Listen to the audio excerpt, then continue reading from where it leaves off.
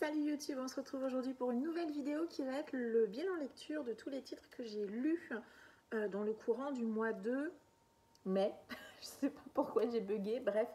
Le mois de mai, majoritairement un mois dédié à la fantasy et j'ai lu pas mal de titres et on va du très très moyen à l'excellente lecture. Il y a vraiment eu de tout. J'ai lu pas mal de titres plutôt sympas. On est parti. Donc le titre qui m'a le moins convaincu ce mois-ci, et je suis un peu dégoûtée, c'est celui-ci. C'est le Sanderson, le deuxième de ses projets secrets. Donc c'est Manuel de survie du sorcier frugal dans l'Angleterre médiévale. J'ai donc l'édition collector publiée au livre de poche.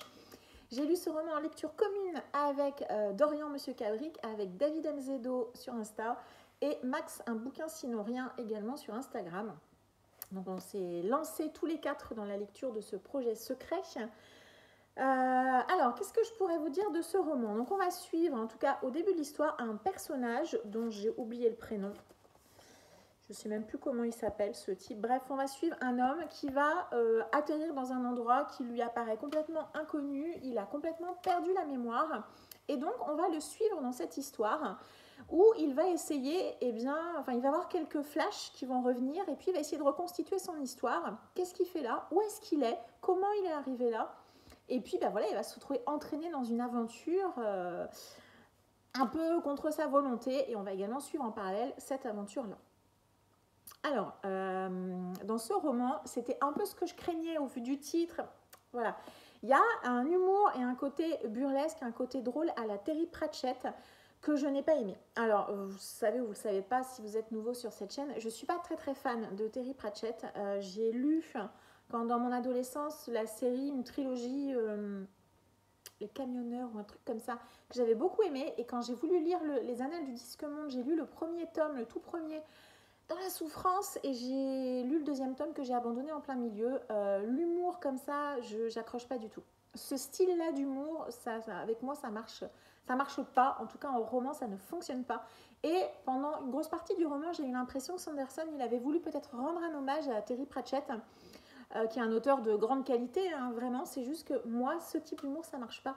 Et il y a vraiment ça que j'ai retrouvé tout au long du roman, un côté décalé, un côté, voilà, un humour qui marche pas. Donc clairement, si vous avez aimé Pratchett, il y a de grandes chances que vous aimiez ce titre-ci. J'ai trouvé que c'était long. C'était vraiment très long. Je n'irai pas jusqu'à dire 30% du roman, mais pas loin. Hein. Ça met très longtemps à démarrer, à comprendre vraiment les enjeux de l'histoire. Ça se traîne un peu en longueur. J'ai lu un peu ça dans la souffrance, en tout cas sur le début. Le dernier tiers de l'histoire, je l'ai trouvé plus intéressant, plus dynamique, plus de punch. Voilà, mais voilà, au global, j'en garde un avis très mitigé, très long à démarrer, une fin un peu plus dynamique, un mélange des genres que j'ai pas trop aimé. On a de la fantasy, de la SF, du fantastique, un mélange des genres, pareil, j'ai pas trop vu l'intérêt ni trop aimé. L'humour qui m'a pas accroché, voilà. Par contre, j'ai bien aimé, alors on a toujours la plume de Sanderson, hein, ça passe tout seul, c'est hyper addictif, ça se lit quand même assez bien. J'ai bien aimé ne rien savoir de l'univers dans lequel j'atterrissais comme notre personnage principal, puisque finalement on découvre en même temps que lui, donc ça c'est quelque chose que moi j'ai bien aimé. Et puis voilà, l'objet livre, il est absolument maléfique, pas du tout magnifique et pas maléfique, il est magnifique, bien que, un peu comme sur le verre, voilà, même si j'ai fait très attention, j'ai malgré tout la petite coloration qui part un petit peu à l'utilisation, on va dire. Et puis c'est vrai que l'objet livre, il est vraiment magnifique, les illustrations sont très jolies. Et puis on a régulièrement, je ne vais pas vous montrer ce que c'est, mais on a des petits encarts comme ça, qui sont issus du manuel du sorcier, qui sont issus d'autres choses. Ça aussi, c'est un contenu additionnel un petit peu plus sympa, qui vous permet aussi, vous, d'appréhender l'univers. Donc moi, j'ai un retour très mitigé sur ce tome-ci. J'avais plutôt bien aimé le tome 1, Tress et la mère émeraude, qui était dans une ambiance de conte qui m'avait plutôt plu. Celui-ci, dans quelque chose d'un peu plus décalé, que j'ai très moyennement aimé. Je ne suis pas certaine de le garder. Clairement, pour le moment, il est là, il est à la maison, mais bon, je ne suis pas sûre qu'il va y rester très longtemps. Un autre tome qui a été une déception aussi, c'est celui-ci, c'est le tome 2 de Serpent and Dove, donc c'est Blood and Honey de Shelby Mahurin, publié chez De Saxus, que j'ai lu en lecture commune avec Dorian. On a lu le tome 1 ensemble. Globalement, j'avais bien aimé, voilà, sans plus, ce tome 2. Franchement, je pense qu'il n'aurait pas été là, ça n'aurait pas manqué à l'histoire. Hein, voilà, je vais quand même lire le tome 3. Donc ici, on est dans un univers, en tout cas au début du tome 1, où on fait la rencontre de Lou, une jeune demoiselle qui est sorcière. Elle est dans un monde dans lequel, bien évidemment, les sorcières sont chassées. Et ils sont chassés par ils s'appellent les chasseurs, je crois également, dont fait partie Lou, le personnage, Reed, pardon, le personnage masculin. Et par un concours de circonstances, ils vont être amenés à se marier. Et voilà, l'histoire va démarrer comme ça. Donc c'est une romantésie, on a vraiment une grosse part de la romance. Et alors ici, la romance, j'avais envie de les claquer. Donc déjà, j'ai trouvé que ce tome-ci, il était très très long, trop long. Pour pas grand chose, hein, voilà, presque 600 pages pour que dalle. Voilà, j'exagère un petit peu, il y a quand même un certain nombre d'événements, mais on va suivre nos personnages au début du tome 2, donc on est juste après les événements, bien évidemment, de la fin du tome 1, on est juste après, et on va les suivre pendant un long moment dans la forêt, ils vont aller d'un endroit à un autre, mais franchement, par moments, j'avais même perdu, mais pourquoi est-ce qu'ils font ça, en fait? Je sais même plus pourquoi ils font ça. Donc, c'était long, il se passe pas grand-chose. Pendant tout le tome, j'ai eu envie de frapper Lou et Reed, nos deux personnages principaux, qui passent leur temps à chouiner, à pas communiquer, à pas discuter, à penser des choses de l'autre sans le lui dire. Franchement, tous les deux, ils m'ont vraiment beaucoup agacé. J'irai pas jusqu'à dire que je me suis ennuyée, puisque je l'ai quand même lu, mais je trouve que c'est trop long pour ce qui se passe dans cette histoire, en fait. Il y a quelques événements qui arrivent à la fin de l'histoire qui relancent un petit peu l'intérêt, on va dire. Hein. Mais voilà, globalement, je suis assez déçue de ce tome 2. Globalement, j'ai un avis pour le moment mitigé sur la saga. Je n'ai pas particulièrement d'attachement ni à Lou ni à Red. Franchement, je préfère presque les personnages secondaires que je trouve plus intéressants. L'univers, il pourrait être intéressant, mais je trouve qu'il est à nouveau pas assez exploité. Et puis par moment, il y a certains personnages, je ne vois pas bien à quoi ils servent en fait. Donc voilà, je suis globalement mitigée sur la saga. On verra si le tome 3 est une apothéose. Je ne suis pas certaine. Hein. Je ne suis pas certaine du tout. Je ne suis pas certaine qu'elle restera dans ma bibliothèque non plus, cette série. Mais voilà, je vais lire quand même le tome 3. Je me demande comment l'autrice va finir tout ça. Mais honnêtement, je ne vous recommande pas forcément la série. Hein, je vous le dis, je suis peut-être à contre-courant d'un certain nombre d'avis. Mais vraiment, ce tome 2 ne m'a pas plu.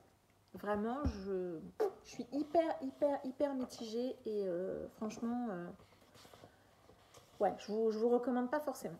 Un autre roman dont j'attendais beaucoup, j'avais vu plein d'avis positifs. Et là, franchement, j'ai lu Belle de Robin McKinley, publié aux éditions Pocket. Ici, on fait donc la rencontre d'une demoiselle qui s'appelle Belle.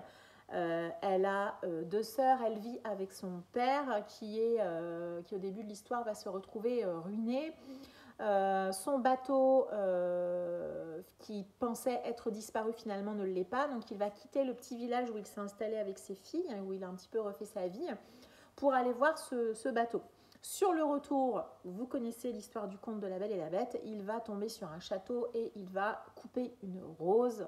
Il n'aurait pas forcément dû puisqu'il va rencontrer la bête qui du coup va lui proposer de ne pas le tuer s'il lui ramène sa fille. En tout cas, une de ses filles. J'ai été déçue. Franchement, j'ai été déçue. Je m'attendais beaucoup de choses de ce roman. Et franchement, alors, je vais vous dire tout de suite, je ne suis pas particulièrement fan de La Belle et la Bête. Ce n'est pas un conte qui a accompagné mon enfance ou un bout de mon adolescence. Donc, je ne suis pas spécialement fan de cette histoire. Si vous aimez le conte de La Belle et la Bête, probablement que vous allez adorer cette histoire. Parce que moi, je trouve que c'est extrêmement similaire. Je ne vois pas bien les grandes différences qu'il y a avec le conte d'origine. Alors, je ne le connais peut-être pas assez, on est bien d'accord, hein. C'est très long à démarrer. La fin, elle est un peu rapide, à contrario. C'était mignonnet, voilà, j'ai passé un moment sympathique. C'est très court, donc j'ai pas eu le temps de m'embêter, je pense. Mais je trouve qu'il n'y a aucune originalité sur l'histoire. Enfin voilà, autant j'ai adoré Rose éternelle d'Ophélie Duchemin qui nous propose vraiment une histoire avec les grands sujets et les grandes thématiques de La Belle et la Bête. Là, moi je trouve qu'il n'y a pas de différence. C'est peut-être une version un petit peu plus moderne. Il y a un petit peu quelques touches de femmes fortes, de féminisme, mais voilà, je trouve que, en tout cas pour moi, c'est resté assez plat. J'ai pas particulièrement ressenti d'émotion. C'était pas désagréable à lire, c'était distrayant. Mais voilà, globalement, je pense que j'en garderai pas un souvenir incroyable. Je vais pas le garder, clairement, je le relirai pas. Mais à nouveau, si vous êtes fan de La Belle et la Bête, je pense que vous prendrez plaisir à redécouvrir l'histoire. Moi qui suis pas particulièrement fan, ça m'a pas particulièrement emballé. Ensuite, je vais vous parler d'un roman que j'ai globalement bien aimé. Donc, c'est La quête onirique de Vélib-Bo de Kish Johnson, publié chez J'ai lu. Ici, donc au début de l'histoire, on va rencontrer Vélit Boé, qui est une femme. Elle est actuellement, au début de l'histoire, dans une académie au collège des femmes d'Ultar. Donc, elle forme des femmes pour devenir, alors peut-être pas mage, mais en tout cas pour leur attribuer un certain nombre de connaissances. Et puis au début de cette histoire, il y a une de ses élèves, une de ses meilleures élèves qui va disparaître, voilà, quitter l'académie. Alors est-ce qu'elle a été enlevée, est-ce qu'elle est partie de sa propre volonté, on ne sait pas trop. Et elle va décider de reprendre la route, puisque on découvre que Vélit Boé finalement a été une grande aventurière tout au long de sa vie et qu'elle avait choisi un petit peu de raccrocher tout ça, d'abandonner tout ça pour transmettre son savoir. Donc, puisque a priori cette jeune femme aurait disparu et serait partie d'une manière ou d'une autre dans un endroit que Vélit Boé connaît plutôt bien, elle va partir à sa recherche. Alors tout d'abord, ce que j'ai beaucoup aimé, c'est la plume de Kish Johnson. Alors je sais que quand je l'avais présentée dans ma palle, je vous avais dit que le côté onirique me fait toujours un peu peur. Là, ça va. Franchement, là, je trouve qu'on est resté dans quelque chose qui, moi, me correspond. On n'est pas trop parti dans des trucs improbables. Voilà, moi, c'est de l'onirisme, ça me va à ce niveau-là. Voilà, ça reste quand même assez cartésien sur certaines choses, donc ça va. On a clairement alors on le voit un petit peu sur la couverture, on est dans un univers, je pense qu'il y a beaucoup d'inspiration de Lovecraft. Alors il y a certaines références que j'ai vues, je pense qu'il y a beaucoup de références que je n'ai pas vues, parce que je ne connais pas suffisamment l'univers de Lovecraft, mais en tout cas j'en ai quand même réussi à en voir quelques-unes pour pouvoir dire que je pense qu'on est dans un univers avec une ambiance un petit peu Lovecraftienne. Le côté onirique, on l'a dans le chemin et le parcours que va faire Vélit Boé. On va découvrir son histoire au fur et à mesure des endroits dans lesquels elle va aller. Et j'ai bien aimé finalement me perdre avec elle, pas trop savoir où j'étais. Au début, comme d'habitude, je me suis dit, il n'y a pas de carte et tout, ça m'embête. Mais finalement, l'autrice, elle a bien réussi à m'accrocher et j'ai pris plaisir à me perdre dans cet univers, à pas forcément savoir exactement l'endroit où j'étais, mais voilà, on n'a pas beaucoup d'explications sur l'univers, hein. On va suivre notre personnage principal et voilà, il y a quelques touches quand même de féminisme également, de femmes fortes et d'importance du rôle des femmes dans la société, de choses qui contrarient notre personnage principal dans son monde. Ouais, voilà, c'était plutôt une chouette lecture, plutôt une bonne surprise. Je suis pas sûre que c'est une lecture qui me marquera, j'ai pas été transcendée par cette lecture, mais j'ai passé un bon moment, j'ai apprécié de me perdre avec notre personnage principal. Et voilà, et franchement, c'était plutôt chouette. Donc je pense que si j'ai l'occasion, je prendrai plaisir à lire d'autres romans de l'autrice. Ensuite, j'ai terminé une fin de saga, et pas des moindres, puisque j'ai lu le tome 3 des Maîtres enlumineurs de Robert Jackson Bennett, Les Terres closes, publié chez Albin Michel Imaginaire. C'est un roman que j'ai reçu en service presse, et je remercie bien évidemment la maison d'édition de cet envoi.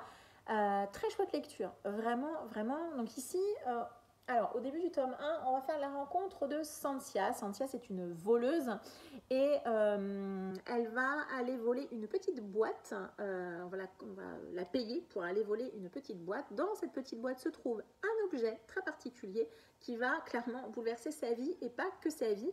Dans cet univers, il existe des enluminures, donc dans un univers de fantasy bien évidemment.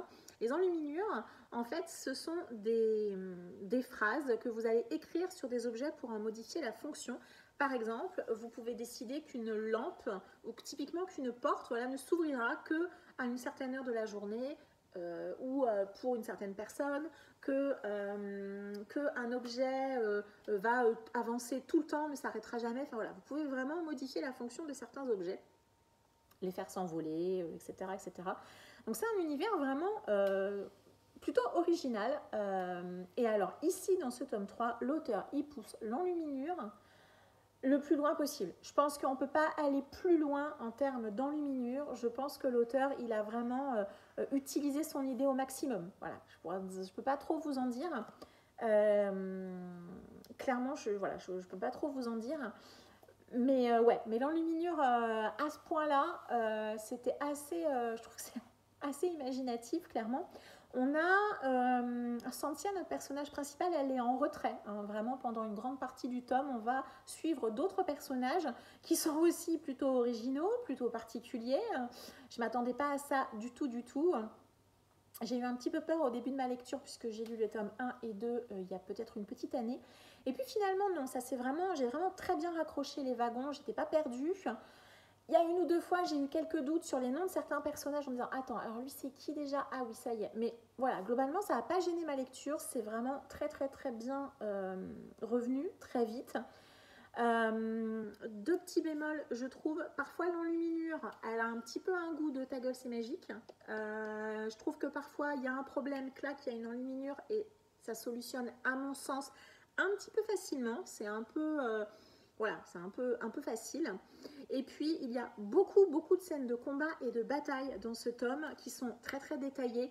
Et j'avoue qu'au bout d'un moment, j'étais un peu fatiguée de tous ces combats et toutes ces batailles hyper détaillées. Alors, à contrario, quand c'est pas détaillé, on se plaint que ça manque peut-être de réalisme. Là, il y en avait vraiment beaucoup. Le roman fait plus de 600 pages, hein, donc il y a vraiment plusieurs combats, il y a de la stratégie et tout ça. C'était parfois un petit peu lourd à lire. Et puis une ou deux fois, j'ai eu l'impression que c'était un petit peu redondant. La fin, je l'ai trouvée réussie. Je l'ai trouvée grandiose. Je l'ai trouvée touchante. J'ai trouvé que c'était une belle fin. Voilà, je trouvais que c'était une belle fin. Voilà, je ne peux pas trop vous en dire parce que ça serait spoilant. Je ne recommande pas cette série aux novices de la fantasy. Si vous êtes habitué à de la fantasy, franchement, foncez, c'est excellent. Si vous n'avez jamais lu de fantasy, je ne vous recommande pas forcément de commencer par les mettre en lumineur. Mais moi, j'ai passé un très très bon moment avec cette trilogie. Donc, j'ai lu Vigilance également du même auteur il n'y a pas très longtemps. J'avais beaucoup aimé aussi. Donc, c'est vraiment un auteur que je vais suivre. J'ai American Elsewhere qui doit être dans ma palle, qui est aussi chez Albin Michel Imaginaire. Et vraiment, c'était une excellente lecture et je peux que vous recommander d'aller découvrir cette série. Voilà, c'est vraiment excellent. Vraiment excellent.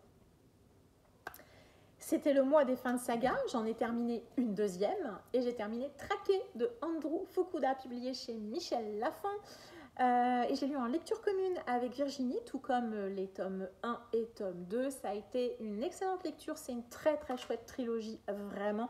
Un tome 3 que j'ai trouvé un tout petit peu en dessous des deux premiers, un tout petit peu long à démarrer, mais voilà, sinon c'est resté quand même très très agréable à lire, très fluide et il y a beaucoup de rythme, il y a beaucoup d'action, forcément c'est une fin de saga, donc il se passe beaucoup de choses, il y a des révélations et tout ça, il y a des scènes qui se trouvent extrêmement visuelles et parfois un petit peu dures, qui peuvent heurter certains d'entre vous pour les plus sensibles. Moi j'aime bien, j'ai bien aimé certains choix qu'a fait l'auteur. Je trouve que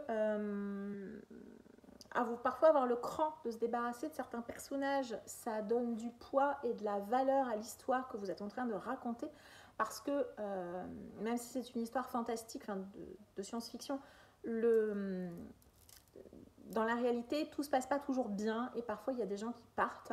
Et même si c'est difficile, parfois c'est nécessaire. Et dans l'histoire, il y a certaines choses qui sont nécessaires, même si elles sont difficiles à lire parfois. Petit bémol sur certains personnages, finalement, je me dis pourquoi les avoir amenés jusque-là pour si peu d'utilité. Voilà, il y a un truc voilà, qui je trouve un petit peu bizarre. Et une fin que j'ai trouvée très inattendue, vraiment. En tout cas, une fin auquel moi, je ne m'attendais pas. Hein, voilà, on va plutôt dire ça comme ça. Mais ouais, une fin inattendue. Voilà, voilà. Globalement, une très chouette trilogie. Je rejoins l'avis général, c'est vraiment une très très très bonne trilogie. Moi, j'ai passé un excellent moment avec ces 3 tomes. Je trouve dommage qu'on ne la voit pas plus. Alors, elle date un petit peu, hein, c'est certain. Mais franchement, moi, j'ai passé un excellent moment. Alors, je viens de voir le prix. C'était à l'époque où les livres coûtaient 15,95 €. Ah, on en est loin maintenant, mais voilà. Mais c'était excellent. Franchement, c'était une très très chouette trilogie avec Virginie. Je pense que toutes les deux, on a passé un excellent moment. Et vraiment, je ne peux que vous remercier de l'avoir choisi. Alors, vous m'aviez choisi le tome 1, mais voilà, vous savez que j'aime poursuivre mes sagas maintenant dans un délai très très très raisonnable. Et c'était super. Et je ne peux que vous remercier de me l'avoir choisi. Et moi, je ne peux que vous la recommander, bien évidemment. Et on va terminer par mes 2 meilleures lectures du mois. Je suis hyper contente. Et alors, c'est des romans qui me faisaient un peu peur, donc je suis contente de ne pas m'être écoutée dans le sens où j'aurais pu les faire attendre encore un petit peu longtemps. J'ai d'abord lu Dernier jour d'un monde oublié de Chris Vuklisevich, c'est publié chez Folio SF. J'ai adoré ce roman, vraiment je l'ai adoré. Donc c'est une autrice française.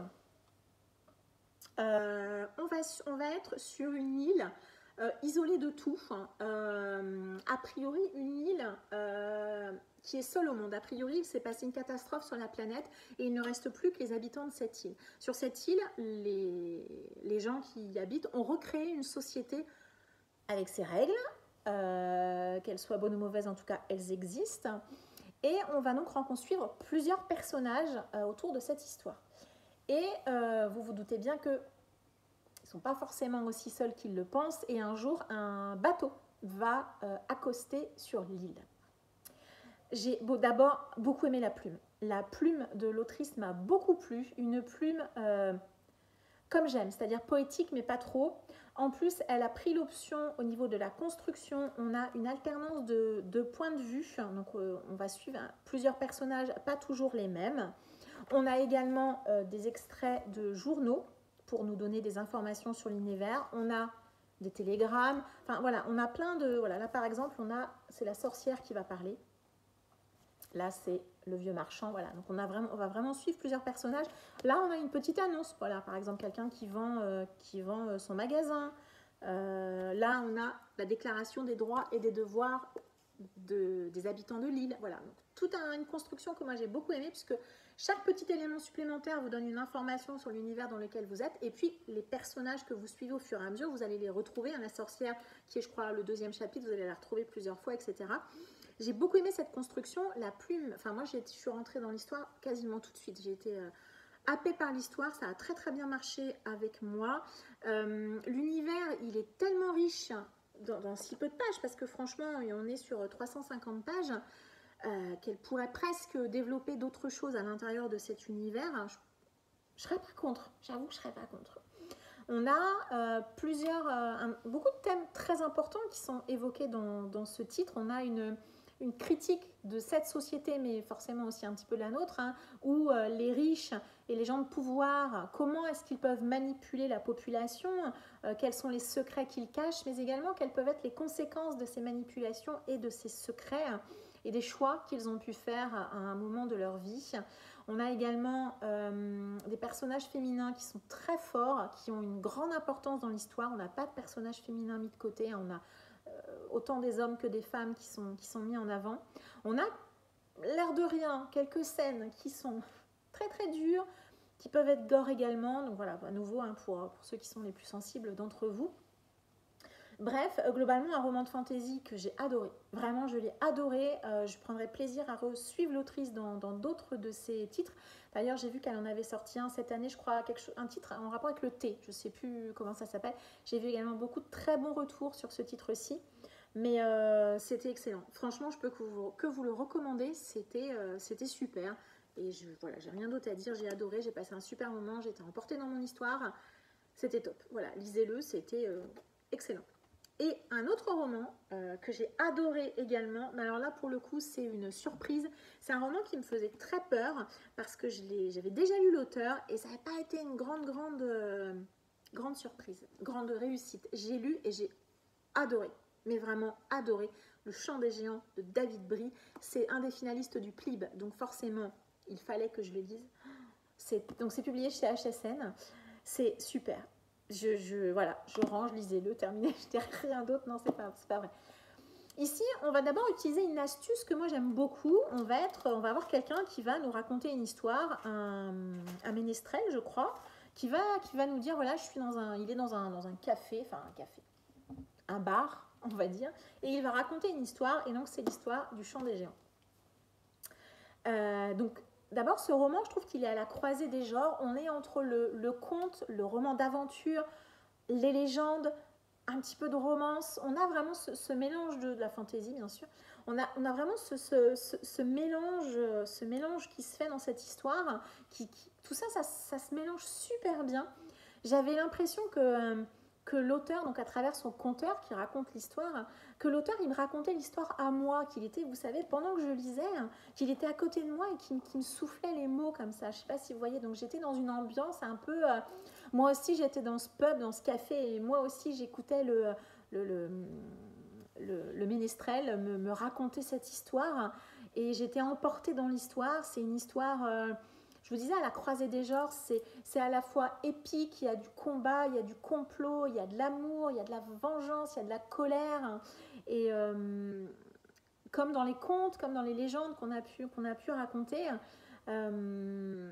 c'était excellent. Vraiment, la manière de raconter l'histoire, elle m'a emportée. Et en tout cas, avec moi, ça a extrêmement bien marché. J'ai pas eu toutes mes réponses, mais c'est pas grave. Franchement, c'est pas grave. Je suis arrivée au bout et ça m'a pas manqué finalement de pas forcément savoir tout. C'était pas très très grave. En plus, l'auteur, donc, il a fait des chapitres très très courts. Très très courts. Et là, par exemple, vous voyez, et il va y avoir des ellipses temporelles quasiment entre chaque chapitre. Donc là, on est 2 années avant que le monsieur nous raconte l'histoire, dans une auberge. Voilà. Là, on est 2 lunes plus tard. Donc on va avoir comme ça des ellipses temporelles qui vont avancer. Là on est sur le lendemain. Des fois c'est vraiment les jours suivants. Parfois on passe plusieurs années, parfois quelques jours, parfois juste une soirée. Voilà, donc il y a aussi, on n'est pas forcément dans une histoire linéaire, on est vraiment dans le temps qui passe. Voilà, le temps qui passe. Et c'est quelque chose que j'ai beaucoup aimé. J'ai beaucoup aimé la plume, j'ai beaucoup aimé l'histoire, j'ai beaucoup aimé la manière dont elle était racontée. Un tout petit bémol, à nouveau, les descriptions de bataille. Il y a beaucoup de descriptions de bataille. Ça m'a moins plu aussi. Voilà. Je pense que vous commencez à le savoir. Moi, quand il y a trop de descriptions de bataille, c'est pas ce qui me passionne le plus, quoi. Je ne vais pas vous mentir qu'il y a quelques descriptions de bataille que j'ai lues très très vite, on va dire. Bon, ça ne dure pas des pages et des pages, mais c'est vrai qu'il y a plusieurs fois des batailles qui vont revenir. Voilà, c'est pas un truc qui me passionne, donc voilà. Mais ça n'a pas gâché ma lecture. C'est toujours, je pense, une de mes meilleures lectures, en tout cas pour le moment de l'année. J'ai adoré ce roman. Et je le disais, au début, j'avais une petite appréhension déjà parce que j'avais entendu des personnes parler à nouveau un peu d'onirisme, de choses comme ça. J'allais un peu à reculons parce que voilà, c'est un roman qui a énormément tourné, qui a eu beaucoup de succès. Donc, comme toujours, quand c'est un roman qui a beaucoup plu, vous vous dites toujours, mais est-ce que si moi, je suis juste le vilain petit canard, que je suis la seule à pas aimer? Voilà, on a toujours cette petite peur, ce petit doute. Et puis, j'avais déjà lu un roman de David Brie, Le garçon et la ville qui ne souriait pas, ou quelque chose comme ça, qui était peut-être un peu plus jeunesse, qui était sympathique, mais qui ne m'avait pas particulièrement emballée. Voilà, donc tout ça cumulé faisait que j'avais du mal à le sortir. Et franchement, grâce au PLIB, je l'ai sorti et je ne regrette pas, c'était excellent. Donc vraiment, celui-ci, comme le Chris Vuklisevich, je vous les recommande tous les deux parce que c'est des excellentes lectures et c'est des one-shots en plus, donc voilà. Mais c'était top et clairement, je le relirai celui-ci parce que je l'ai vraiment adoré. Et voilà, c'est donc le bilan de mes lectures du mois de mai. Je vous remercie de m'avoir suivi si vous êtes arrivé jusqu'ici. Grand merci à vous et bravo. N'hésitez pas à m'indiquer en commentaire si vous avez lu ces romans. Quels sont les romans que vous avez lus au mois de mai et qui vous ont le plus plu. Si également vous avez eu quelques déceptions, n'hésitez pas également à m'en parler. N'hésitez pas également non plus à me suivre sur Instagram, à vous abonner si ce n'est pas déjà fait et à mettre un petit pouce bleu pour me soutenir. Grand merci à vous. Je vous souhaite une très agréable journée et je vous dis à très bientôt. Ciao!